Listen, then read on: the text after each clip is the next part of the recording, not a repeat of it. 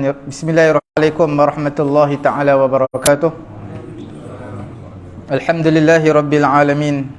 Wassalatu wassalamu ala rasulina Muhammadin wa ala alihi wa sahbihi ajma'in.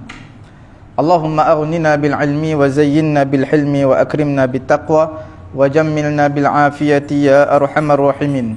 Rabbi shrah li sadri wa yassir li amri wahlul 'uqdatam min lisani yafqahu qawli. Rabbi yassir wa la tu'assir wa tammim bil khair wa bika nasta'in wa la hawla wa la quwwata illa billahil aliyyil azim. Alhamdulillah tuan-tuan yang dirahmati Allah Subhanahu wa taala. Pada malam ni insya-Allah kita lihat mengenai dengan solat sunat rawatib. Rawatib adalah satu perkataan plural daripada ratib, ratibah. Sunat ratibah. Rawatib adalah sunat yang mengiringi semayang fardu, sama ada sebelum ataupun selepas semayang fardu. Untuk pengetahuan tuan-tuan juga, solat sunat rawatib ini, solat sunat ini sebenarnya ada dua secara umumnya. Satu dipanggil solat sunat mutlak, satu lagi dipanggil solat sunat yang muqayyad, yang berwaktu. Solat sunat mutlak ni solat sunat yang tak ada waktu, seperti solat sunat hajat, solat sunat istikharah, solat sunat taubat, solat sunat wudu, solat sunat tahiyatul masjid. Semua ni tak berwaktu. Sebab apa dia tak berwaktu? Kerana seseorang itu bila dia masuk masjid, bila-bila saja masuk masjid disunatkan tahiyatul masjid. Seseorang tu bila berwuduk, bila-bila saja berwuduk, maka disunatkan untuk dia mengambil wuduk, untuk dia solat sunat wuduk. Bila mana seseorang itu ada hajat, keperluan, solat sunat hajat, tak kira waktu bila. Solat sunat mutlak ini adalah tidak dibenarkan. Tidak dibenarkan bila? Pada waktu-waktu yang diharamkan semayang, sama ada selepas sembahyang asar ataupun selepas sembahyang subuh. Tetapi ada juga solat sunat mutlak yang dibenarkan. Contohnya tahiyatul masjid, masuk je masjid selepas daripada asar boleh, sebab dia ada sebab.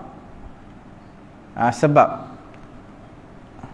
ambil wuduk, solat sunat wuduk boleh, walaupun selepas asar dan juga selepas daripada subuh. Kemudian di sana ada solat sunat yang berwaktu. Banyaklah yang solat sunat duha, solat sunat termasuklah solat sunat qabliyah dan juga ba'diyah, itu solat sunat rawatib. Ini solat sunat yang berwaktu. Jadi secara umumnya kita katakan solat fardu itu lebih afdal berbanding dengan solat sunat. Ulama menyatakan 70 kali lebih baik berbanding dengan solat sunat. Sebab apa dia letakkan angka 70? 70 ini ada dua pendapat di kalangan ulama. Sama ada 70 ini maknanya 70 kali ibadat sunat menyamai dengan satu ibadat fardu, dari sudut bilangan, ataupun pendapat yang kedua menyatakan bukan bilangan tetapi al-mubalaghah, iaitu menunjukkan perbezaan yang sangat jauh.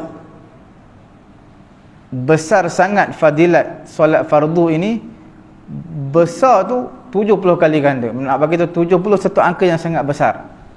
Seperti mana dalam Quran sebut dalam surah Taubah, istaghfir lahum aw la tastaghfir lahum in tastaghfir lahum 70 marratan falan yaghfirallahu lahum. Istaghfir lahum, kamu mintalah ampun kepada mereka orang-orang munafik ni wahai Muhammad.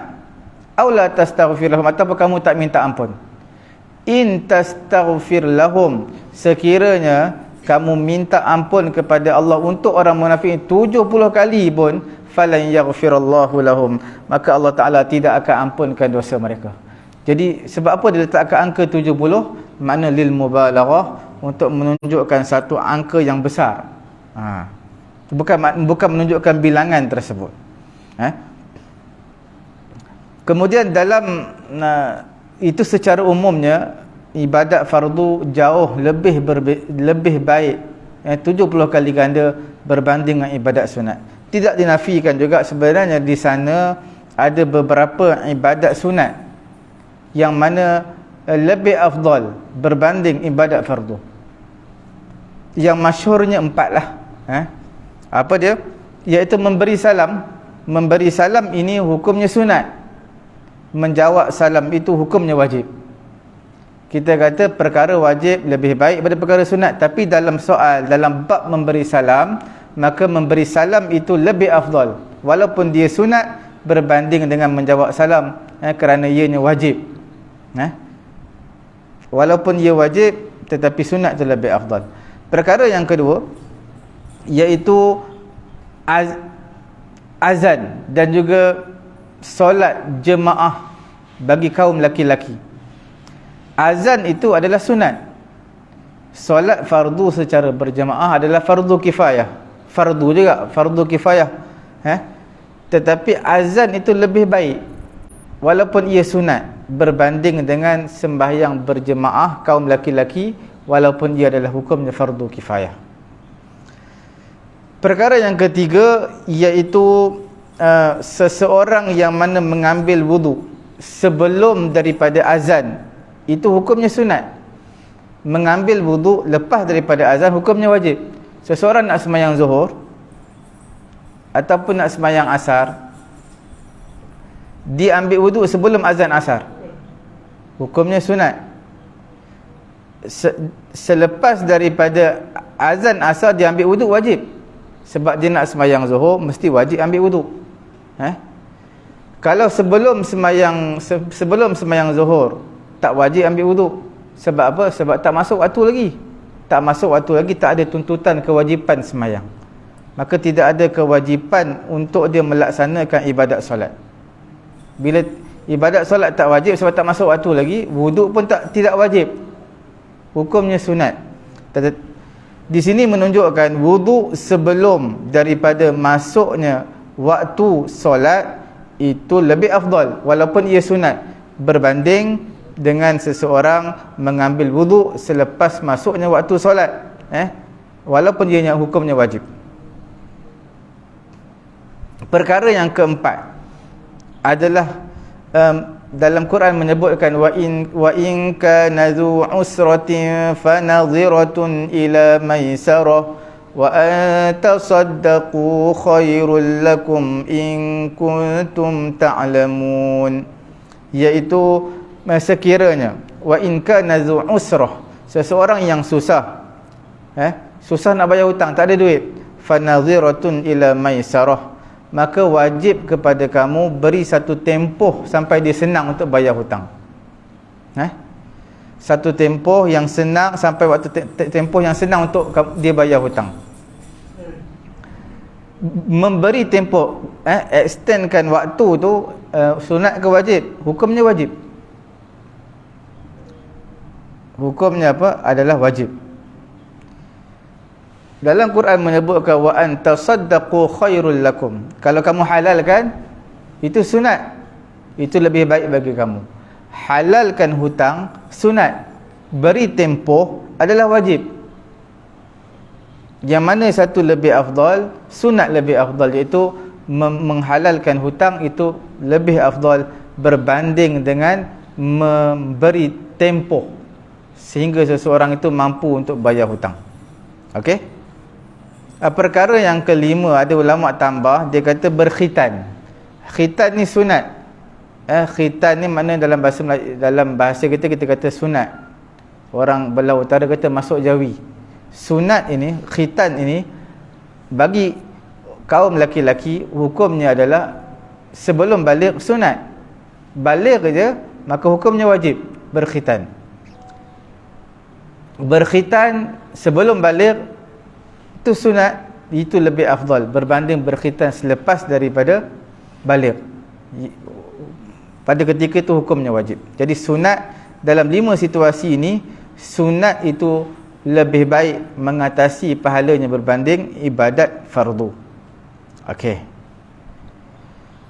Kemudian kita lihat dalam sunat rawatib qabliyah dan juga ba'diyah, kita pecahkan kepada dua. Satu dipanggil solat sunat rawatib yang muakkadah, satu lagi solat sunat rawatib yang tidak muakkadah. Muakkad ini maksudnya solat sunat yang Nabi selalu buat, Nabi tak tinggal. Kalau Nabi tinggal pun sekali ataupun dua kali, nak menyatakan hukumnya adalah tidak wajib. Kalau Nabi buat setiap hari, Nabi tak tinggal langsung, jadi hukumnya wajib. Jadi Nabi kena tinggal juga sekali ataupun dua kali, menunjukkan perkara tersebut adalah perkara yang Nabi mengambil berat. Hukumnya adalah sunat muakkadah. Sunat muakkadah keseluruhannya ada 10 rakaat. Apa dia? 2 rakaat sebelum daripada subuh. Sebelum subuh tu makna sebelum azan subuh lah, qabliyah subuh kita panggil. 2 rakaat qabliyah zuhur, 2 rakaat ba'diyah zuhur, 2 rakaat ba'diyah maghrib, 2 rakaat lagi adalah ba'diyah isyak. Semuanya 10, 5 semayang. 5 darab 2 10. 5 waktu, 5 kali semayang 10 rakaat. Itu yang Nabi tak tinggal lah. Kalau Nabi tinggal pun sekali, nak menyatakan hukumnya adalah tidak wajib. Sunat yang tidak muakkadah pula, bila tak muakkadah ni kadang-kadang Nabi buat, kadang-kadang Nabi tak buat. Bukanlah Nabi selalu buat. Iaitu sunat yang tidak muakkadah ini semuanya ada 12 rakaat yang mengatasi sunat muakkadah 10. 12 rakaat tu apa? Iaitu 2 rakaat sebelum zuhur, 2 rakaat selepas zuhur, 4 rakaat sebelum asar, 2 rakaat sebelum maghrib dan 2 rakaat sebelum isyak. Semua sekali adalah 12 rakaat. Kesimpulan semua sekali, totalnya solat sunat subuh adalah 2 rakaat sahaja.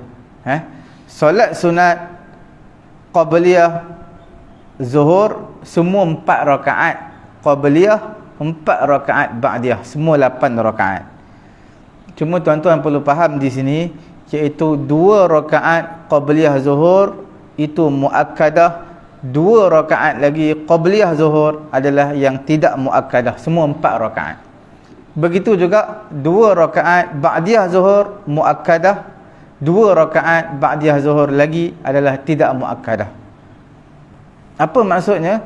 Maksud 2 rakaat sebelum zuhur Nabi selalu buat, 2 rakaat selepas zuhur Nabi selalu buat, Nabi tak tinggal. Yang 2 rakaat lagi sebelum zuhur, 2 rakaat lagi selepas zuhur tu kadang-kadang Nabi buat, kadang-kadang Nabi tak buat. Jadi semua 4 rakaat, 4 rakaat qabliyah, 4 rakaat ba'diyah zuhur. Okey. Kemudian asar ini qabliyah saja ada, ba'diyah tak ada. Jadi qabliyah asar ini 4 rakaat. 4 itu adalah sunat yang tidak muakkadah, kadang-kadang Nabi buat. Kemudian solat sunat qabliyah maghrib, itu juga solat sunat yang tidak muakkadah, kadang-kadang Nabi buat, kadang-kadang Nabi tak buat. Solat sunat sebelum isyak 2 rakaat, kadang-kadang Nabi buat, kadang-kadang Nabi tak buat. Jadi di sini kita dapat bezakan antara 10 rakaat yang dituntut sangat-sangat untuk kita buat, 12 rakaat lagi adalah sunat yang tidak muakkadah, iaitu yang terbaiknya kita buatlah. Okey. Sekarang kita nak lihat mengenai dengan solat sunat rawatib ini. Ada solat sunat rawatib yang dituntut ni, paling dituntut adalah 2 rakaat sebelum subuh. Nanti kita akan bacakan hadis setiap daripada tuntutan sebab apa yang kata muakkadah ini, kerana ada saranan daripada hadis Nabi. Okey. Sebelum daripada itu, kita katakan solat sunat qabliyah maghrib ini 2 rakaat. Cuma sebahagian orang Melayu kita, dia menganggap 2 rakaat qabliyah maghrib ni perkara yang remeh, biasa.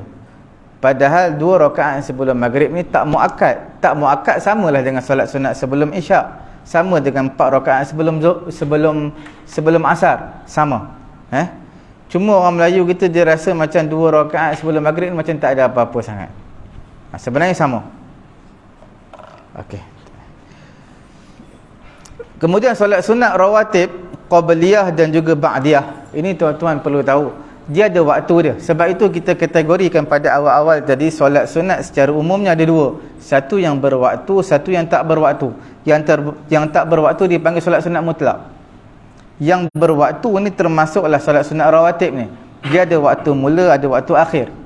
Sama juga dengan sembahyang fardu, ada waktu mula, ada waktu akhir. Solat sunat rawatib qabliyah ini adalah bermula, waktu dia adalah azan. Azan tu dah mula boleh sembahyang. Cuma yang afdal, yang sunatnya jangan sembahyang lagi. Jawab azan dulu. Lepas jawab azan baru sembahyang. Tapi nak bagi tahu azan tu dah boleh sembahyang lah sebenarnya. Azan tu Allahu Akbar dah boleh sembahyang lah. Cuma menjawab azan tu lebih baik lah. Lepas tu baru sembahyang. Bila waktu akhirnya? Waktu akhirnya bila habisnya waktu tersebut. Ini adalah solat sunat qabliyah. Solat sunat, contohnya solat sunat zuhur, masuk waktu solat sunat qabliyah zuhur adalah azan zuhur. Bila akhir bila akhir waktu sembahyang solat sunat qabliyah zuhur, azan asar. Azan asar dah habis waktu dia. Adakah habis waktu kita tak boleh sembahyang lah? Tak boleh sembahyang sunat qabliyah zuhur. Solat sunat, untuk pengetahuan tuan-tuan, solat sunat yang berwaktu ini adalah boleh qada. Solat sunat yang berwaktu boleh qada. Tuan-tuan tinggal solat sunat duha hari ni, tak sempat nak sembahyang pagi tadi, qada lah kalau tuan-tuan rajin. Tapi nak bagi tu solat sunat yang berwaktu ni boleh qada. Cuma atas kita rajin ataupun tidak je. Sembahyang fardu wajib qada lah kalau tinggal. Kalau tertidur ke apa itu wajib. Sebab itu hutang kita dengan Allah. Solat sunat ni pun juga disunatkan qada. Bukanlah bermaksud seseorang yang sembahyang zuhur, solat sunat qabliyah zuhur tak sempat, maka dia abaikan macam tu je. Lepas zuhur boleh buat, tapi dia tak nak buat, sibuk, dah masuk asar. Adakah asar tak boleh buat lah? Boleh, solat sunat qada ni boleh buat. Cuma bergantung kepada kita nak buat ataupun tak nak. Kemudian solat sunat qabliyah zuhur ini, solat sunat qabliyah, apa-apa sembahyang lah. Solat sunat qabliyah ini dia sunat dan afdal buat sebelum sembahyang fardu. Bila mana tuan-tuan ada waktu sebelum zuhur tapi tak nak sembahyang, duduk sembang kawan tu, lepas sembahyang fardu baru nak buat, maka masih disunatkan lagi. Masih dikira tunai, bukan qada, tunai. Tunai itu maksud adaan, lawan kepada qada. Cuma dia hukumnya tidak afdal. Dia tidak afdal tapi masih disunatkan lagi. Dia dipanggil sebagai mafdul. Dalam bahasa Arabnya mafdul, tidak afdal. Sebenarnya qabliyah ini bukan sekadar qabliyah zuhur saja ataupun asar. Subuh, asar, walaupun waktu diharamkan sama. Contohnya solat fardu subuh, bilakah masuk qabliyah subuh? Qabliyah subuh masuk waktunya adalah azan subuh. Bila habis waktu qabliyah subuh?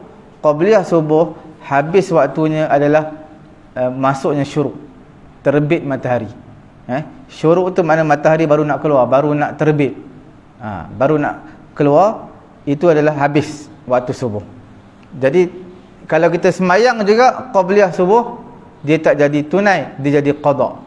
Boleh sembahyang, bukan tak boleh, tapi jadi qada. Kalau tuan-tuan sembahyang lepas sembahyang fardu subuh, tuan-tuan sembahyang solat sunat, itu masih dikira tunai. Cuma satu lagi untuk pengetahuan, tunai dan qada ni hukumnya tidak wajib. Cuma nak bagi tahu dari segi sembahyang itu dikira sebagai sunat atau dikira sebagai tunai ataupun qada, adaan ataupun qadaan. Kalau tuan-tuan tak nak niat pun tak apa. Saja aku solat. Contoh sekarang dah waktu maghrib, tuan-tuan tak solat sunat qabliyah asar tadi. Tuan-tuan semayang ujung sana semayang saja aku solat sunat qabliyah asar 2 rakaat kerana Allah Taala. Tak niat qada, tak apa. Qada tunai sunat. Walaupun kita tertinggal tadi, kita tak niat pun qada. Sama juga semayang isyak. Tuan-tuan semayang saja aku semayang fardu isyak 4 rakaat tunai, tak boleh sebut tunai pun tak apa, sunat. Semua tu adalah perkara sunat. Jadi di sini solat sunat qabliyah, saya tak masuk solat sunat ba'diyah lagi. Qabliyah ni, qabliyah ini bermula waktunya azan, masuk waktu solat tu azan, akhir habis waktu tersebut.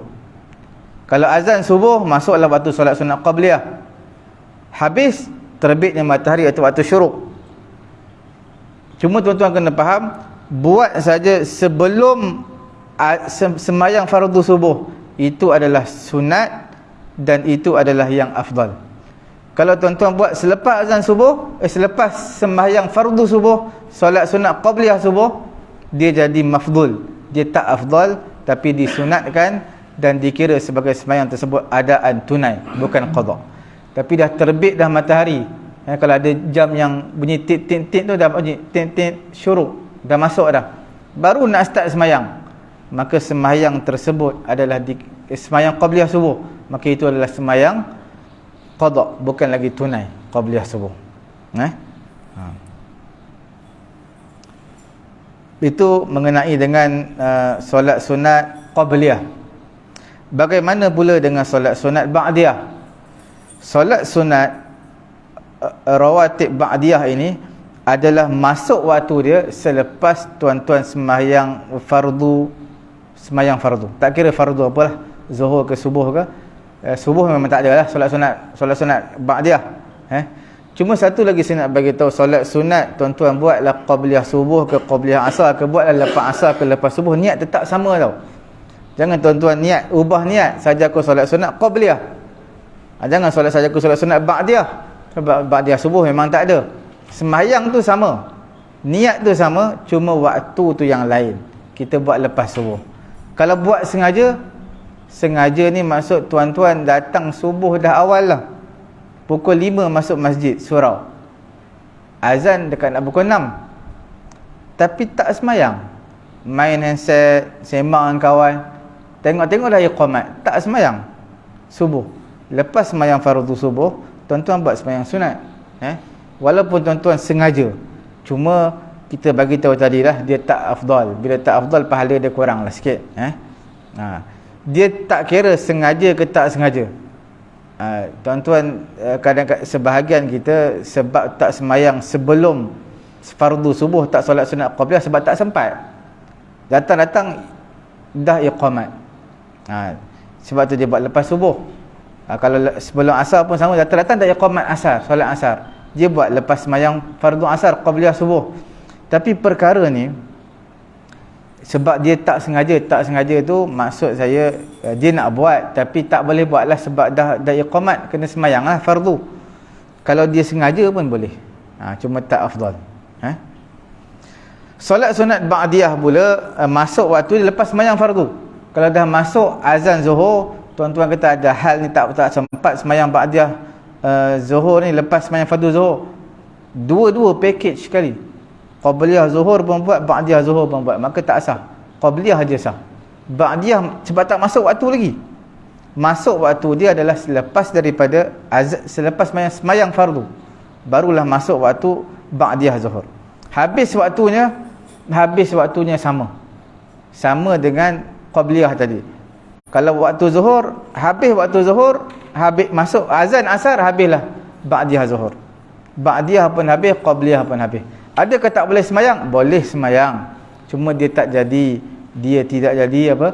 Tunai. Dia jadi qada.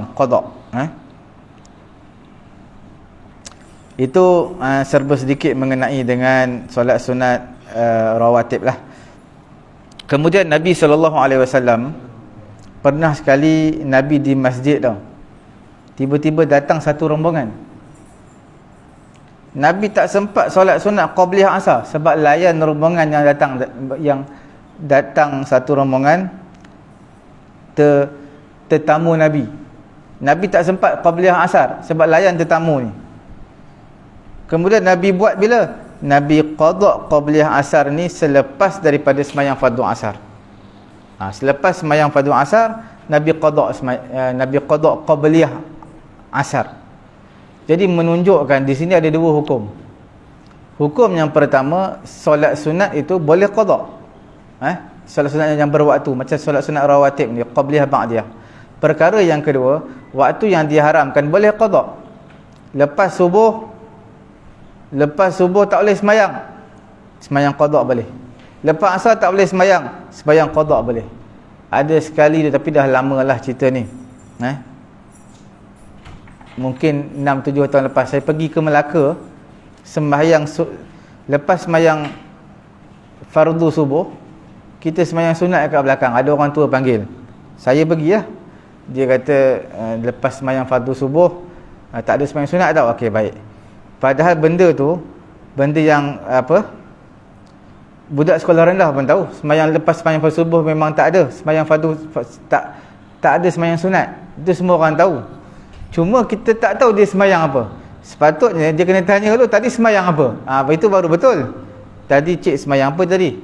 Baru betul. Ini dia terus tanya, lepas subuh tak ada solat sunat tau. Okey, baik. Jadi kita je lah. Sebab orang tua jangan kita jawab. Bila kita jawab menunjukkan apa? Kita nak lawan cakap dia, kita je. Nanti satu hari nanti dia dengar kuliah bila-bila maghrib ke subuh tu ustaz cerita, baru dia akan tahulah. Cuma nak bagi tahu sembahyang sunat ni kita tak boleh menghukum seseorang. Seseorang sembahyang lepas asar, tak kira lah sembahyang apa pun, dia sembahyang tu kemungkinan dia sembahyang qada, kemungkinan dia sembahyang tahiyatul masjid, apa-apa benda yang sembahyang kita tak tahu. Jadi kita tak boleh kata sembahyang dia tak sah sebab dia sembahyang waktu yang diharamkan. Sebab itu kita kena tahu dia sembahyang apa. Kita tak tahu, kita tak boleh nak judge nak hukum seseorang tu punya sembahyang. Okey.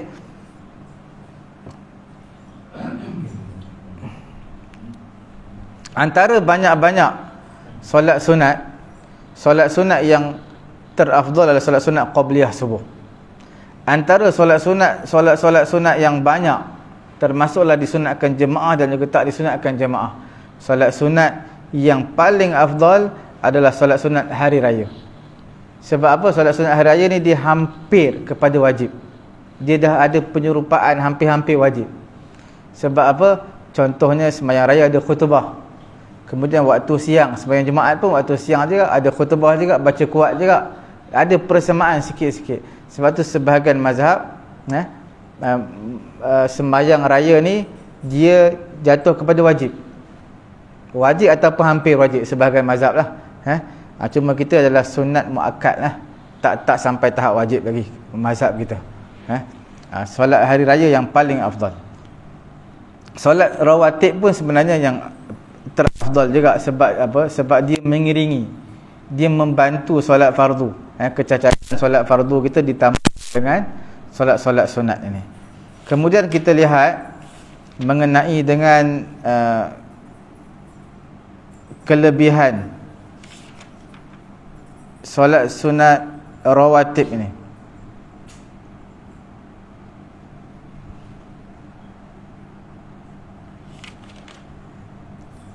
Apa kelebihan dia?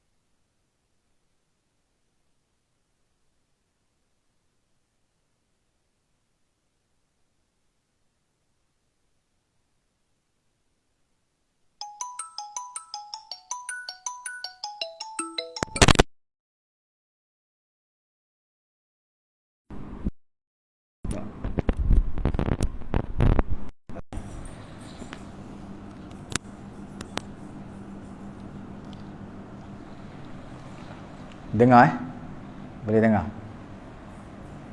Okey. Rakaat yang pertama baca alam nashrah. Rakaat yang kedua baca alam tarakai. Bila rakaat yang pertama baca alam nashrah, rakaat kedua baca alam tarakai, ada kata ada riwayat. Tapi riwayat ni riwayat, kalau ada pun riwayat yang tak kuat lah. Yang kuatnya adalah qul ya ayyuhal kafirun rakaat pertama. Qul ya ayyuhal kafirun rakaat pertama. Rakaat yang kedua adalah qul huwallahu ahad. Itu yang pendapat yang kuat lah.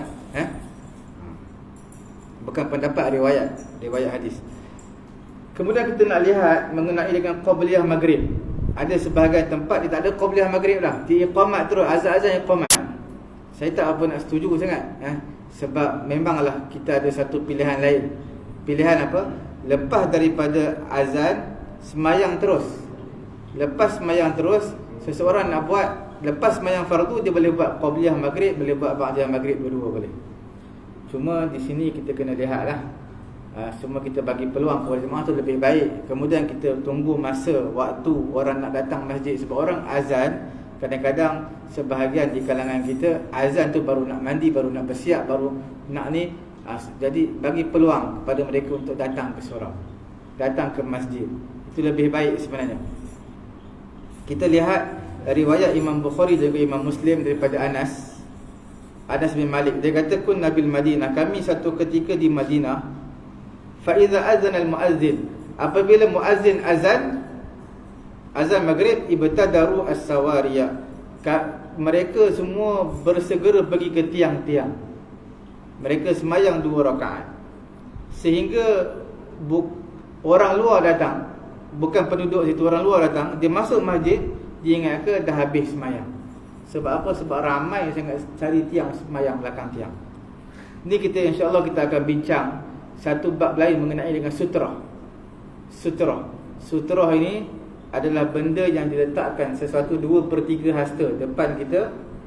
Dia kalau orang nak lalu pun boleh lalu, sebab kita letak sutrah depan. Nanti kita bincang satu bab yang lain lah. Sutrah ni, perbincangan dia panjang juga mengenai sutrah. Jadi di sini hadis ni menunjukkan orang luar datang, dia tengok sahabat Nabi ni macam dah habis semayang lah. Sebab apa? Semua bertebaran cari tiang semayang. Sebenarnya mereka semayang sunat qabliyah maghrib. Satu riwayat lagi, riwayat daripada Ibnu Umar. Dia kata aku tak lihat seorang pun sahabat Nabi semayang sunat qabliyah maghrib. Itu riwayat dia lah. Kemungkinan dia pergi tu orang dah habis semayang, ataupun kemungkinan dia pergi waktu tu orang tak semayang sunat. Jadi berkemungkinan. Jadi bila ada 2 riwayat yang menafi dan mensabitkan, maka kita ambil riwayat yang mensabitkan, ketepikan riwayat yang menafikan. Sebab yang menafikan tu mungkin dia tak tahu. Itu perbezaan 2 riwayat antara Anas bin Malik dan juga riwayat Ibnu Umar. Cuma qabliyah maghrib ni sama macam qabliyah isyak, sama macam qabliyah asar. Dia sunat yang tidak muakkad, tapi masih dituntut sebenarnya. Masih dituntut. Okey. Kemudian dalil qabliyah isyak. Dalil qabliyah isyak ini dalil yang umum. Daripada Abdullah bin Mughaffal, dia kata baina kulli, Nabi sallallahu alaihi wasallam bersabda baina kulli azanaini salatun. Setiap 2 azan, antara setiap 2 azan ada satu solat. Apa makna 2 azan? Azan dan iqamah. Mana di antara azan dan iqamah ada solat. Baina kulli azanaini solat. Antara 2 azan iaitu azan iqamah ada solat. Kemudian Nabi ulang kali yang ketiga, liman syaa, siapa yang nak buat. Jadi sebab itu 5 waktu solat sunat, solat fardu kita mesti ada solat sunat qabliyah. Isyak tak ada dalil khusus melainkan dalil umum ni. Setiap antara 2 azan iqamat dan juga azan dan iqamat ada solat sunat. Disunatkan untuk solat sunat rawatib lah. Itu antaranya lah. Ada apa-apa soalan tak?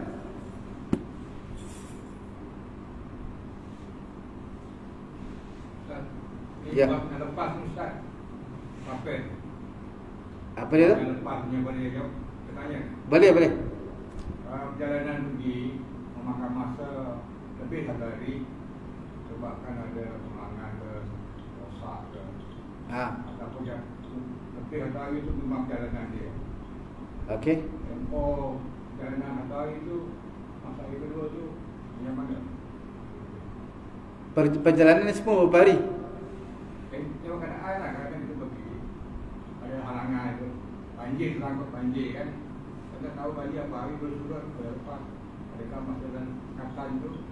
Tak, dia sudah sampai dah tempat tuju dia. Belum. Tempat yang dituju tu kan. Belum sampai lagi. Takut dari tu. Kalau dia masih dalam perjalanan, seminggu pun tak apa. Boleh. Sebulan pun tak apa, sebab dia masih perjalanan. Dia belum sampai tempat yang dia nak tuju. Kalau masih belum sampai, dia masih boleh buat jamak dan juga qasar. Sebab dia dalam perjalanan. Sampai destinasi dia baru kita tengok. Sampai destinasi dia kita tengok dia nak duduk berapa hari. Kalau nak duduk 3 hari, okey. Nak duduk lebih 3 hari, Duduk 3 hari kan. Kuat. kalau dia dalam perjalanan dia lama tak apa. Perjalanan lama tak apa. Sebab dalam perjalanan tidak kiralah sehari 2 hari, sepanjang-panjang perjalanan tu dia boleh jamak dan juga qasar. Ustaz, Ya. akan dimaksud solat qada Ustaz. Solat qada. Qada. Solat qada. Jadi kita boleh buat lepas subuh boleh Ustaz. Lepas subuh ataupun lepas asar. Solat sunat. Qada. Qada boleh? Boleh ya. Boleh. Qada tak ada tahap masa dia. Betul. Nabi boleh buat. macam Nabi tadi lah. Nabi bila ada satu rombongan datang kepada Nabi layan rombongan tersebut sampai Nabi tak sempat buat qabliyah asar. Lepas sembahyang fardu asar baru Nabi qada balik qabliyah asar.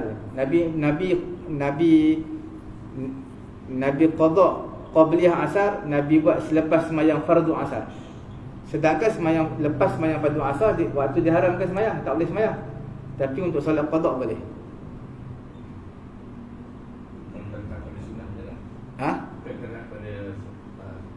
Solat sunat. Kalau solat sunat pun boleh, solat fardu lagi boleh Sebab solat fardu dia lagi tinggi. Kalau kita nak sembahyang qada sembahyang sunat pun Nabi buat lepas asar. Kalau qada sembahyang fardu lagi boleh. Sebab qada sembahyang fardu lebih tinggi daripada sembahyang sunat. Ustaz, ada pandangan kata jika ada qada sunat tu kita tak boleh buat kan?